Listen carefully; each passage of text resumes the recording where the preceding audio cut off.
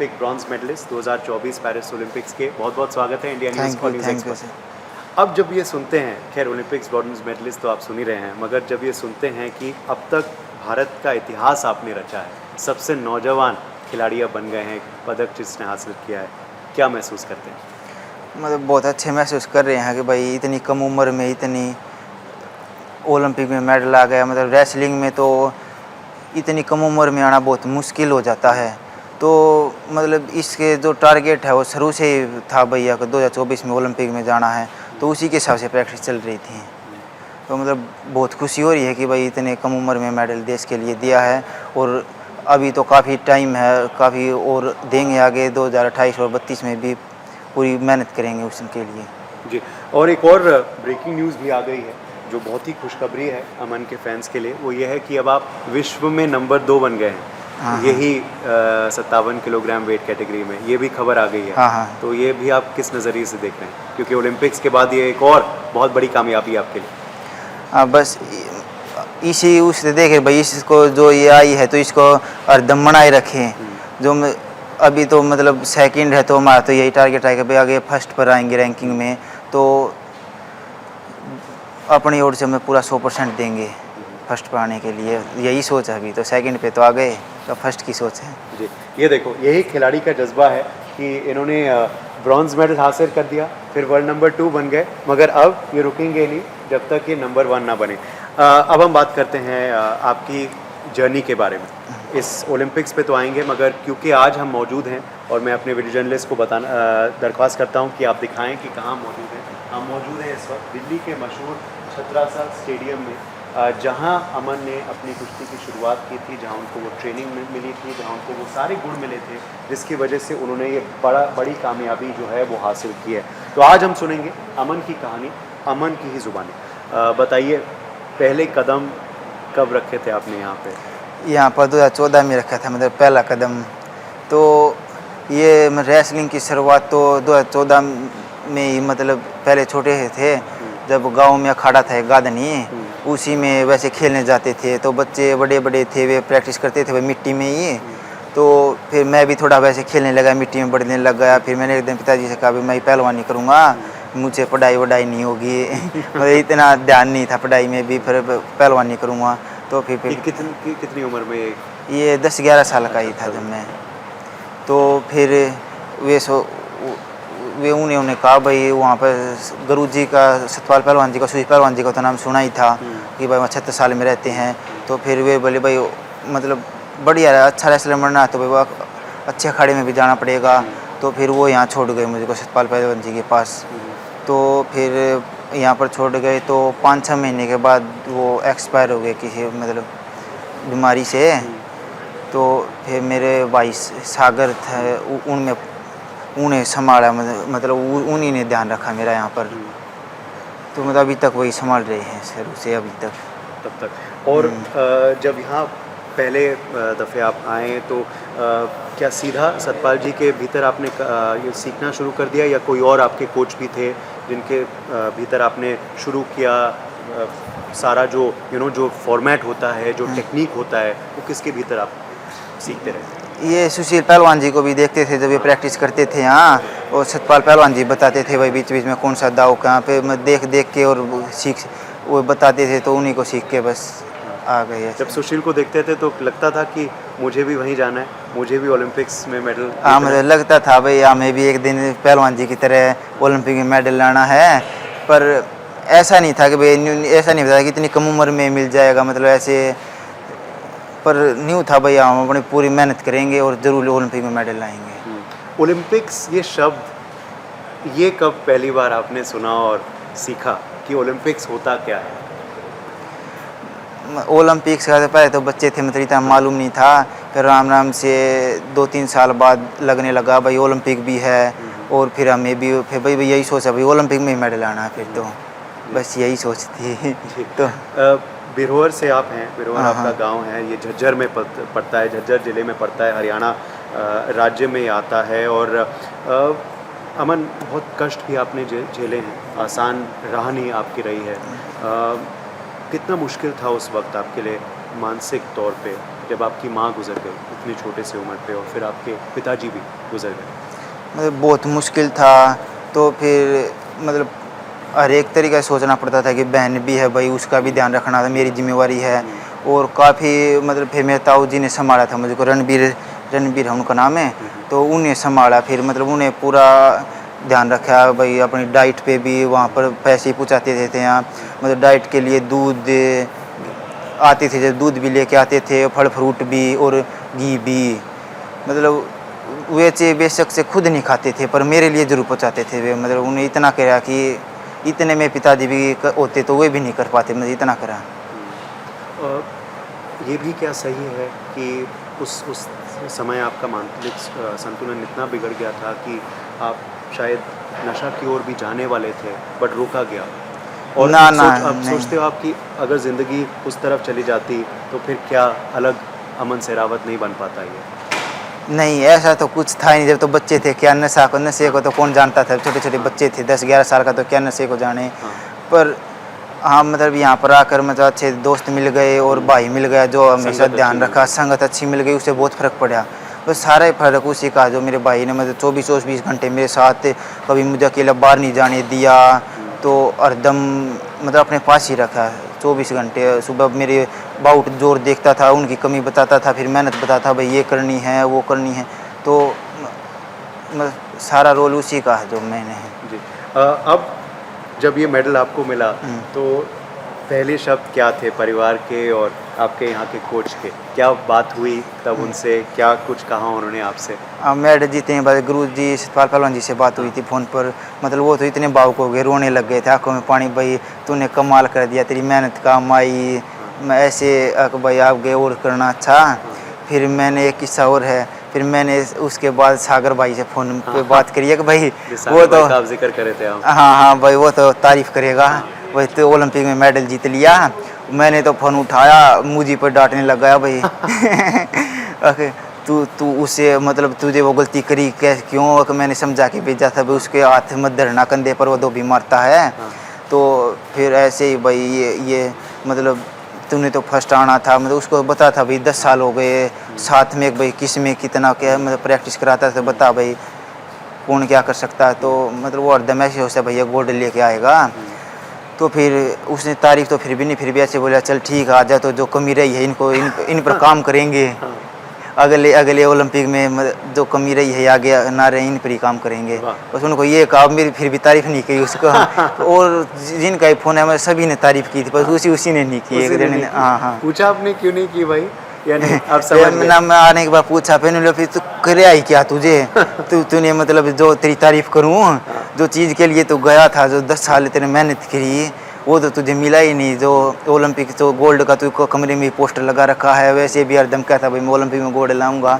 मतलब मैं कमरे में भी ये और किसी के आगे तो कहता नहीं है, पर ये 2-3 जो हैं अपने दोस्त इनके आगे कहता हूँ भाई मैं जाऊँगा लाऊँगा एक दिन गोल्ड। हाँ। तो उनको पता था, और यही तो सच्चे दोस्त होते हैं जो आपको हाँ, बोल पाए ये चीज़ें। बाकी लोग तो तारीफ करेंगे, ये लोग हाँ बताएंगे। यही है जो असली दोस्त हैं, जो कुछ है यही है। बिल्कुल। ये देखिए बहुत सी सीख हमें आज मिल रही है। शुरुआत इंटरव्यू अमन ने कहा कि नहीं मुझे वर्ल्ड नंबर 1 बनना है, अब नंबर 2 बन गया, ठीक है खुश हूँ, मगर खुश नहीं उतना नहीं हूँ क्योंकि नंबर 1 बनना है। अब दोस्त भी कह रहे हैं कि क्या कमी रह गई थी, क्या बताया उसने, ज़रा आप दिखा दें क्या वो एक था? मतलब वो एक उसने कहा था कि भाई यहाँ पर ऐसे लड़ना है कि नीचे से पकड़ के, अच्छा। और मैंने उसको यहाँ धर दिया। हाँ। तो आप मेरे इधर के देखो, हाँ। यहाँ धर दिया तो उसने मेरे ये दाम मार दिया 4 नंबरों और आप का। उस तरफ, हाँ। तो मैं पड़ गया। हाँ। तो फिर मैं सोचा भाई ओलंपिक में 4 नंबर चले गए, तो ओलंपिक में तो प्रेशर वैसे ही था भाई, अब पूरा देश देख रहा है, तो अब क्या करूँ, मतलब समझ में नहीं आया। तो लेने के चक्कर में और स्कोर चला गया, तो अबाउट हाथ से निकल गई थी। तो टेक्निक क्या था, उसने क्या बताया था कि ऐसे नहीं करो? उसने ऐसे बताया था कि भाई नीचे ऐसे लड़ना है, यहाँ से जो काम करने हैं अच्छा। तो यहाँ से ही करना, ऊपर तो लेके ही नहीं जाना थे। अच्छा ये था। तो अगली बार उम्मीद करते हैं कि वो अब करेंगे। मगर आप अमन, आप अपने अटैकिंग स्टाइल के लिए जाने जाते हैं, क्या आपको लगता है यही आपका टेक्निक है? आप अपने अटैकिंग स्टाइल के लिए जाने जाते हैं, आपका जो अपर हाफ है वो भी बहुत सॉलिड है, फिजिक आपकी बहुत सॉलिड है, क्या ये आपकी सबसे बड़ी एडवांटेज है? जो मेरी है, मैं तो यही सोचता हूँ भाई जितनी लंबी कुश्ती चलेगी ना उतना अच्छा रहेगा, क्योंकि अगले थक जाते हैं तो फिर मेरा स्टेमिना थोड़ा मतलब मैं खुद को ऐसा मतलब अच्छा है, तो मैं ऐसे सोचता हूँ भाई कुश्ती जितनी लंबी चलेगी उतनी मेरे फेवर में आएगी। अच्छा। तो बस यही सोचते हैं भाई शुरू में ज़्यादा स्कोर नहीं जाना, और 6 मिनट तो रेसलिंग में बहुत हो जाती है। जो भी अंदर लड़ते हैं उनके लिए बहुत हो जाती है, बाहर के लिए तो बेशक कम हो, अंदर जो लड़ते हैं ना उनके लिए तो 6 मिनट तो बहुत लगती है। बस ऐसे ही सोचे भाई 4 मिनट लग तो कुश्ती चलनी चाहिए शुरू में, मतलब स्कोर जानी नहीं चाहिए, उसके बाद तो मेरे फेवर में कुश्ती आएगी, मतलब मैं ऐसे सोचता हूँ। बिल्कुल। और ये तो आपने बता दिया कि क्या आपके दोस्त सागर ने भी कहा और क्या आपको भी लगता है कि क्या गलती हो गई वो रे हिगुची के खिलाफ जो जापान के थे, जिन्होंने अमन को हराया। मगर आप जब ब्रॉन्ज मेडल की आपकी लड़ाई थी ग्रे के संग, डेरियन ग्रे के संग, तो वो लड़ाई भी बहुत इंटरेस्टिंग जारी थी। हालांकि आपने एंड में तो बहुत मजबूती से उसे हरा दिया, बट उस समय क्या चल रहा था आपके जहन में, दिमाग में, और कहाँ आपको लगता है आप आगे चले गए उससे? उस जो वो दिन था ना ब्रॉन्ज बाउट थी, उस दिन सुबह मतलब हमारा 7-7:30 बजे तक वजन हो गया था, और बाउट थी शाम को 7:30-8 बजे से 12 घंटा का रेस्ट था। तो फिर वो दिन तो था वो निकल के ही नहीं दे रहा था, ऐसा लग रहा था ये दिन साल के बराबर है। और ये भी बहुत इंटरेस्टिंग है, आप देखो ये कि यहाँ पे वेइंग स्केल भी है। सुदीप जी से मैं आपको बताना चाहूँगा कि आप देख सकते हैं यहाँ वेइंग स्केल भी है, क्योंकि ये वेइंग स्केल की भी बहुत अहमियत होती है पहलवान के लिए। जैसे अभी बता रहे थे अमन कि वो बहुत ही कठिन दिन ही नहीं, कठिन रात भी थी, क्योंकि आपका शायद वेट भी थोड़ा बढ़ गया था। अब रात पे तो मतलब इतनी वो नहीं थी भाई, वो रात पे तो वजन लाना था, तो मेन तो हाँ वजन तो आ गया। फिर अगले दिन तो जो कंपटीशन लड़ना, जो मेन जिस चीज़ के लिए आए हाँ 10 साल प्रैक्टिस करी है, वो है जो ब्रोंज बाउट है। तो फिर उसका तो नींद भी नहीं है, 1 मिनट आँख मिचती जब कुश्ती आती थी भाई दिमाग में अब क्या रहेगा शाम को, वैसा लग रहा था भाई जल्दी शुरू करवा दे बाउट, जल्दी वो दिन निकल के नहीं दे रहा था, क्योंकि शाम को था वो बाउट। हाँ फिर तो मतलब भी मैं यही सोच के लड़ा था कि भाई ऐसे मत सोच तू कि ओलंपिक में खेल रहा है, ऐसे सोच भाई कि स्टेट लेवल पे खेल रहा है। तो फिर मैं यही सोच के लड़ा भाई पब्लिक को जो देखने दो, देशवासी देख रहे हैं सब अच्छा है, पर मतलब मैं अपने दिमाग पे नहीं लूँ भाई इतने लोग देख रहे हैं, तो मैं ऐसे अपना बाउट पे ही ध्यान था पूरा। वो अच्छी लड़ी गई बाउट, हाँ बहुत अच्छी गई बाउट आपके लिए। मगर ये जो एस्पेक्ट है ये आपके लिए कितना कठिन होता है पहलवान के लिए, अगर वज़न बढ़ जाए ये घटवाना, वो भी एक रात में, और जब आपने वो किया तो उस टाइम ऑलरेडी विनेश की खबर भी आ गई थी, तो क्या ये भी जहन में चल रहा था कि फटाफट घटाएं वज़न जो हैं ताकि हम वेइंग स्केल पे जाएं और सब ठीक ठाक हो? हाँ वो तो था ही भैया कि मेन तो वज़न ही था। फिर अगले दिन ब्रॉन्ज बाउट जीते लड़नी है तो वज़न तो दिखाना ही पड़ेगा।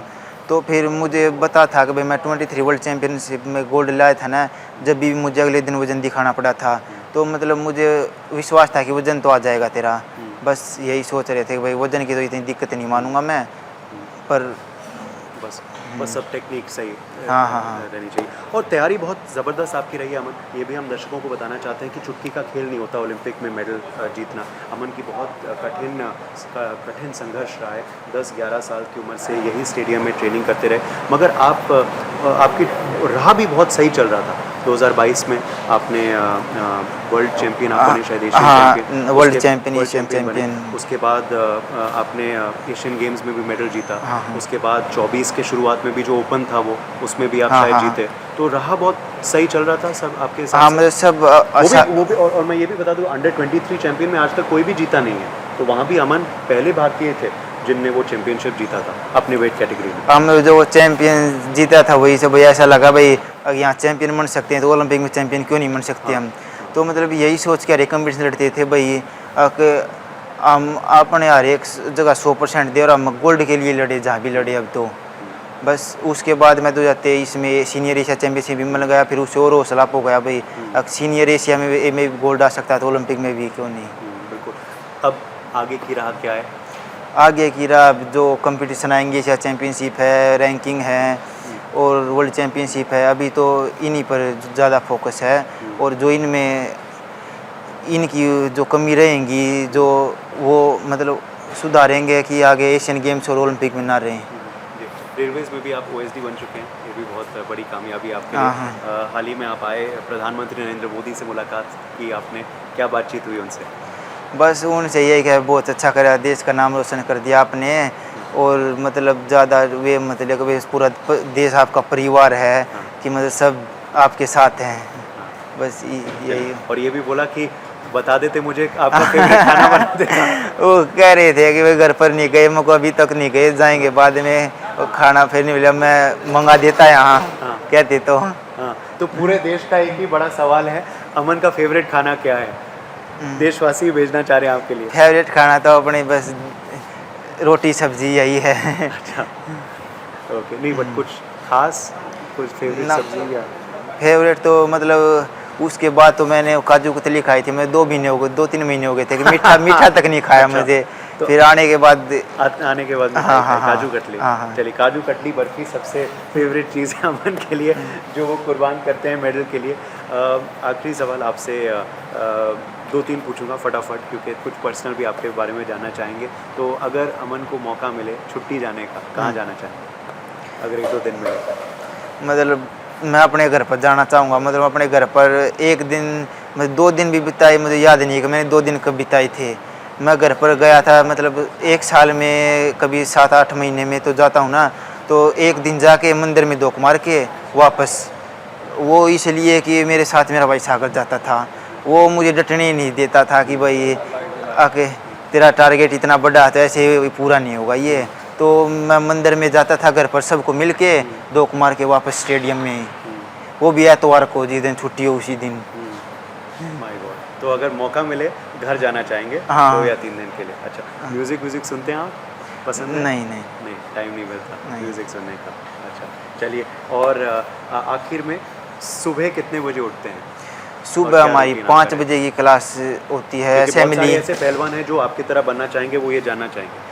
5 बजे की असेंबली होती है तो 4:30 बजे हम उठ लेते हैं। 4:30। हाँ, फिर दौड़ मारते हैं ग्राउंड में, 400 मीटर का ट्रैक है, 5 चक्कर, फिर शूट 100 मीटर के, फिर पीटी करके फिर बाउट के लिए आ जाते हैं भाई। फिर बाउट करके फिर उठा बैठी, फिर रस्से, जिम, मतलब यही कर देते इसी शेड्यूल में। फिर डाइट में बादाम पीते हैं जाके, जूस, फिर खाना वाना खा के रेस्ट। फिर शाम को भी 5 बजे की होती है, फिर शाम को 4 बजे उठते हैं।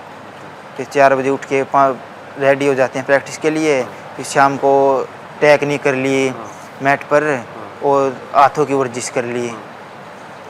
और फिर खाना वाना खा रेस्ट, और फिर अगले दिन शाम को बाउट तो सुबह मतलब रोज़ होती है, शाम को एक दिन टेक्निक कर लेते हैं, फिर एक दिन जिम कर लेते हैं और एक दिन मैच खेल लेते हैं, किसी फुटबॉल, बास्केट, यही। और रात को कितने बजे सोते हैं? रात को 10:30 बज जाते हैं मतलब सोने। तो 4:30 बजे हाँ, सो हाँ। जाते हैं। वाह, ये होता है रूटीन, और ऐसे ही नहीं बनता है चैंपियन। आपने सुना अमन सहरावत की कहानी, अमन की ही ज़ुबानी, जैसे मैंने आपको कहा था। आज आप इंडिया न्यूज़ और न्यूज़ एक्सप्रेस सुनेंगे। बहुत बहुत बधाई दोबारा आपको देते हैं Thank you, Aman, sir. Congratulations. बहुत अच्छा लगा यहाँ आके आपके स्टेडियम में, जहाँ आपने सब कुछ सीखा, और हम उम्मीद करते हैं कि आगे भी आप भारत को गर्व महसूस करवाते रहें, और उम्मीद करते हैं जो आपका सपना है, जो आपने अब 2-3 लोगों को ही पहले बताया था, पूरे देश जान चुका है कि गोल्ड मेडल आप बहुत जल्द भारत के लिए लाएंगे। थैंक हाँ, यू सो मैं मच। पूरी कोशिश करेंगे जी, अपनी ओर से कोई कमी नहीं छोड़ेंगे। यही चाहेंगे आपसे। बहुत बहुत शुक्रिया। Thank you.